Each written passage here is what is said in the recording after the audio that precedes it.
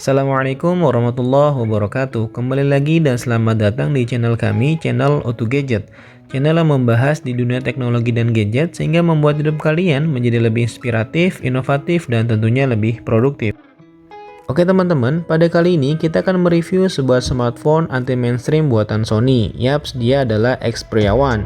Yang menjadi jualan Sony dengan HP flagship tahunnya ini adalah desain layar 21:9 HDR OLED 4K dengan kerapatan 643 ppi yang tentunya super banget tajam, dan adanya triple kamera pertama untuk jajaran HP Sony, ditambah adanya divisi Cinema Alpha yang buat aplikasi khusus bernama Cinema Pro di flagship Sony ini. Hal-hal inilah yang membuat kita tertarik untuk mengupas sejauh apa Sony menebus kesalahan-kesalahannya ketika mengeluarkan HP flagship di tahun lalu. Yang pertama, dari segi desain, saya suka banget sama HP Sony ini, mampu menempatkan tombol-tombol pada bagian kanan sudah terasa pas pada posisinya. Namun, mungkin ukurannya yang tergolong kecil, jadi kita harus menyesuaikannya aja ya teman-teman. Kemudian adanya kamera bump yang tonjolannya cukup besar, jadi pas kalau kita taruh di meja atau di lantai dia nggak akan rata lantai. Tapi saya juga nggak akan berani pakai HP ini tanpa case bawaan ya teman-teman. Dengan layar 6,5 inch dilapisi Gorilla Glass 6 depan dan belakang, selain kasih desain premium, Xperia One ini bisa buat orang yang menggunakannya terlihat lebih profesional. Bahasa desainnya itu yang box banget sih, khas Sony banget pokoknya. Dengan adanya fitur Side Sense yang dikasih Sony memberikan feel yang oke banget pas dipakai, walaupun sering banget miss saat penggunaannya. Namun ini menjadi ciri khas dari HP ini. Sama ada fitur Dual Windows yang kasih fungsionalitas lebih pada HP ini. Ada pula fitur One Hand Mode yang bisa kita gunakan juga untuk mempermudah saat bernavigasi, yang tentunya ini efektif banget buat teman-teman yang punya tangan berukuran kecil. Selain itu, kita juga bisa memilih gestur untuk bernavigasi di HP jangkung ini, mulai dari full navigasi gesture, navigasi 3 tombol, dan navigasi yang khas Sony.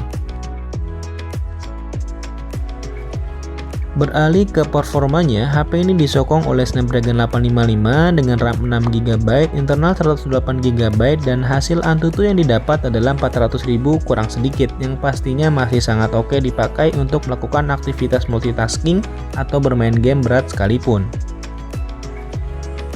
Ditambah adanya game enhancer atau peningkat performa game, mulai dari pembersihan RAM, sembunyikan notifikasi, dan sembunyikan panggilan, yang kasih fokus lebih pada saat bermain. Ada pula mode tangkapan layar serta perekaman layar saat bermain games, dan ini kasih feel yang tentu seru banget.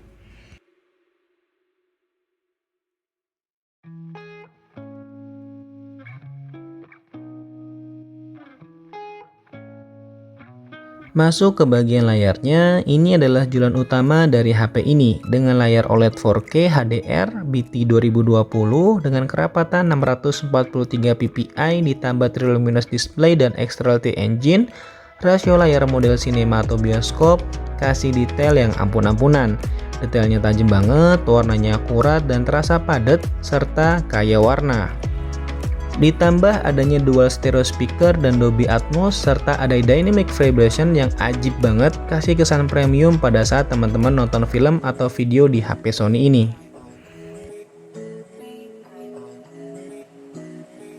Di bagian layarnya juga, HP ini sudah ada always on display yang bisa diaktifkan secara terus-menerus atau aktif pintar yang bisa teman-teman setting.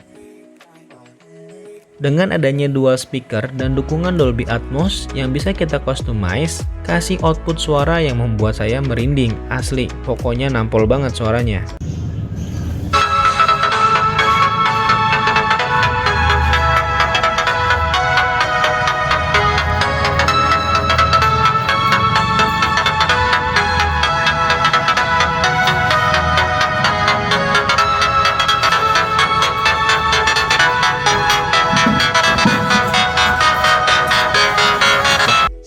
Oke, masuk ke sektor kamera, HP ini memiliki AI detection yang mampu melakukan deteksi lebih dari 50 skenario secara otomatis yang akan muncul di bagian pojok kiri berukuran kecil. Contohnya, ketika saya ambil foto makro ini, maka HP akan secara langsung mendeteksi secara otomatis. Fitur unggulan lainnya dari kamera Xperia One ini adanya fitur eye tracking yang secara otomatis melakukan pelacakan mata objek yang sedang kita foto. Dan ini bermanfaat banget untuk jepret objek yang bergerak dinamis. Contohnya mau foto anak-anak yang sulit banget diam atau hewan yang sedang berlari.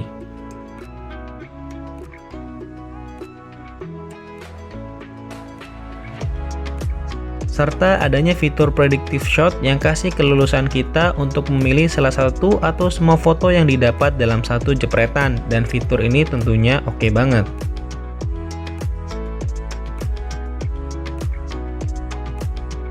Lanjut ke bagian kamera bokehnya yang kita bisa setting tingkat efek bokehnya pada saat sebelum mengambil foto.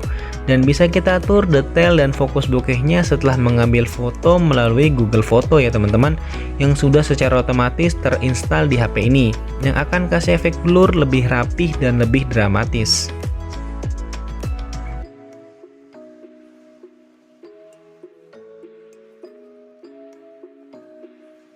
Lanjut ke bagian fitur dari kameranya, ada efek kreatif yang bisa kasih kesan dramatis pada saat mengambil foto atau video, mulai dari mode corak kejenuhan, cermin, film lawas, sketsa, warna komik, dan lain-lain yang ada sampai belasan pilihan. Kemudian ada juga mode panorama yang kasih feel cakupan foto yang lebih luas.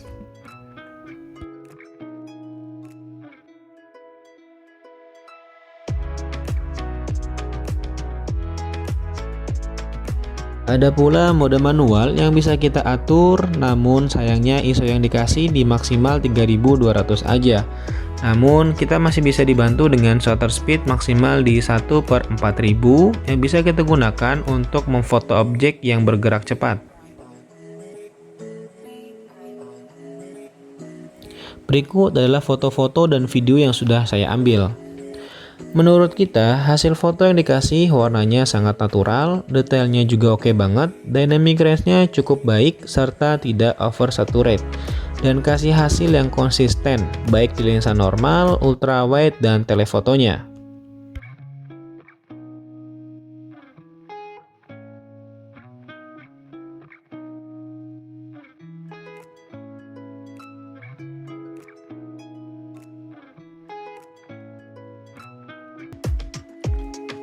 Pada mode malamnya juga demikian bagusnya, walaupun hanya menggunakan AI software kamera aja, bukan aplikasi mode malam khusus, foto yang dikasih masih tergolong detail, noise-nya sedikit, dan warnanya juga akurat.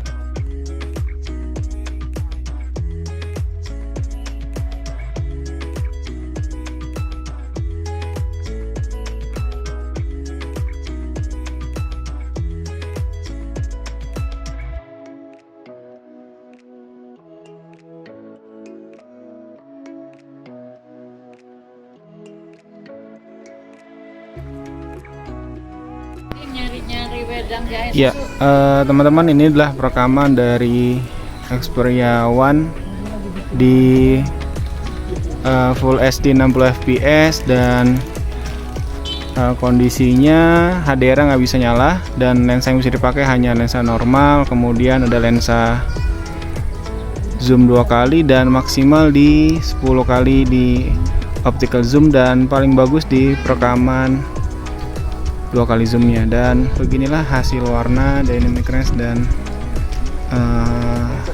fokusnya cukup bagus, detailnya dan stabilisasinya tetap berjalan, baik eyes atau OIS nya. Baik, kita coba berjalan.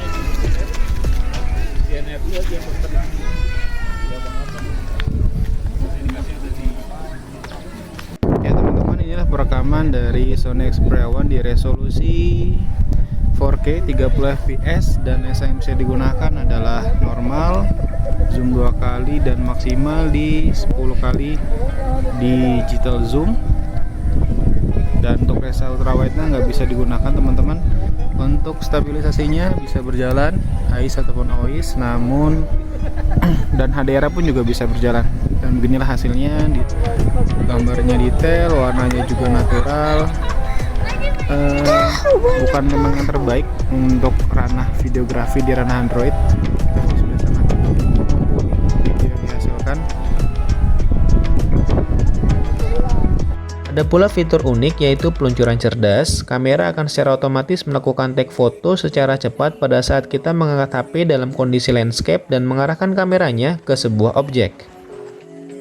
Oke teman-teman, ada juga fitur super slow-mo 960 frame per second dengan dua opsi perekaman di Full HD atau HD aja. Serta adanya juga mode slow-mo yang bisa kita pilih mulai dari super slow-mo, slow-mo one shot, dan slow-mo di 120 fps. Dan berikut adalah hasil perekaman video super slow-mo-nya.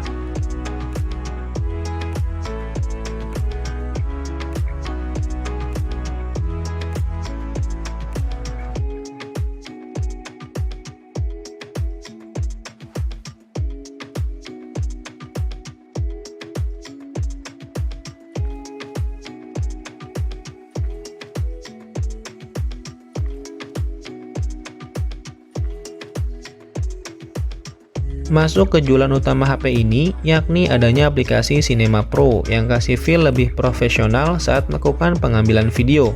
Yaps, teman-teman bisa atur ukuran lensanya, atur ISO, shutter speed, atur fokus manual atau otomatis, atur resolusi video 2K atau 4K dengan format 24 fps atau 30 fps. Terakhir, kita juga bisa atur skin yang mau diterapkan di video kita.